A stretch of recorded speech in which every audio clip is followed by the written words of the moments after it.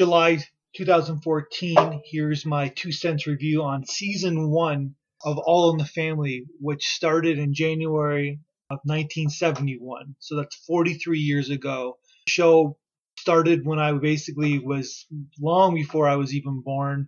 1971, a lot has changed, but a lot has kind of remained the same. What's remained the same is that this is based on a British show, BBC show called Death to Us Part, which was the same concept of a racist man, I guess the Great Generation versus the baby boomer generation of this man who had his own biases and was a little bit of a racist, but a lovable racist, I guess that's how they call him.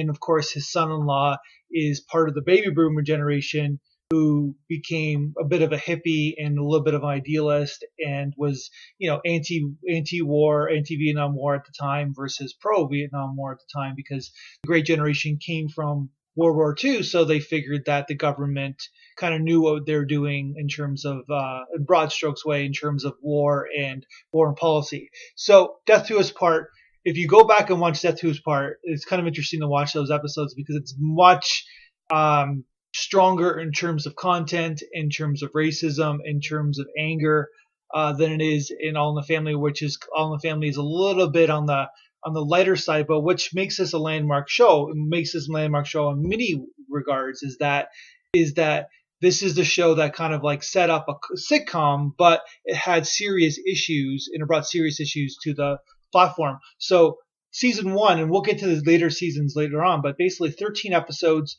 starts in January, a mid-season replacement, 1971. It wins all the major awards, best comedy at the best comedy for Emmy. And so what this kind of show tells us is that a lot of things have progressed, a lot of things have changed. It's like the world is still racist, the world still has issues, but we've kind of like evolved a little bit. There's one key episode that kind of like opened my eyes a little bit about when one of our Archie's bar rats basically that he has a beer with is this former NFL player, and he just assumed he's a ladies' man, he's a single guy, and that man happens to be gay. This is 1971. How Archie kind of can't deal with that this man is gay.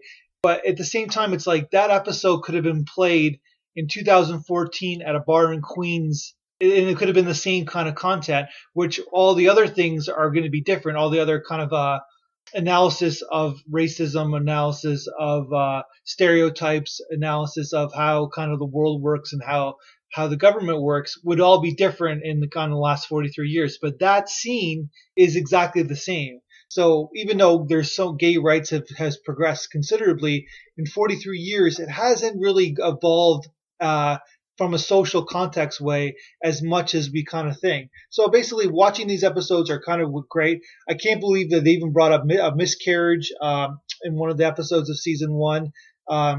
Archie is this man and trying to figure out like why we like Archie as a character, even though he is a little bit of a racist. I think because one, that he actually like loves his wife and really does love his family, and there's moments of dramatic impulse that great Carol Connor, who plays him, shows to his dramatic beats that basically he has a hard time expressing himself, but he does love his daughter and does love his wife, and he does love his son-in-law, believe it or not. So this is like going back and watching these episodes, it's just master storytelling, and it kind of stands the test of time.